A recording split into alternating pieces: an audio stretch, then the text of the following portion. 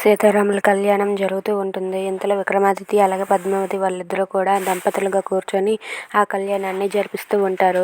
అది చూసి పద్మావతి అయితే ఈ సీతారాముల కళ్యాణం లాగే మా ఇద్దరి కళ్యాణం కూడా జరిగితే బాగుండు అని చెప్పి పద్మావతి తన మనసులో అనుకుంటూ ఉంటుంది.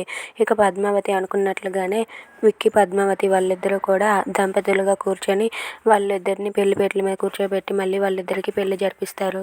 వాళ్ళిద్దరికీ బాసికలు కట్టి పెళ్ళికొడుకు పెళ్ళికూతురులా రెడీ చేసి దండలు మార్చుకోండి నాయన అని చెప్పి పూజారి గారు అంటారు.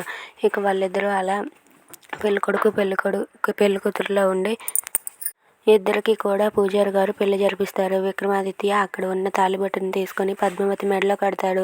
ఇదంతా చూసి పద్మావతి అయితే చాలా హ్యాపీగా ఫీల్ అవుతూ సారు నేను అనుకున్నట్టుగానే జరిగింది, ఎప్పుడు మనం ఇలా కలిసే ఉండాలని చెప్పి పద్మావతి అయితే ఆ దేవుడిని కోరుకుంటూ ఉంటుంది. ఇక విక్కీ పద్మావతి వాళ్ళిద్దరూ కూడా అలా పూలదండలు మార్చుకొని ఒకరినొకరు హగ్ చేసుకొని సరదాగా ఉంటారు. Thanks for watching friends. Please subscribe.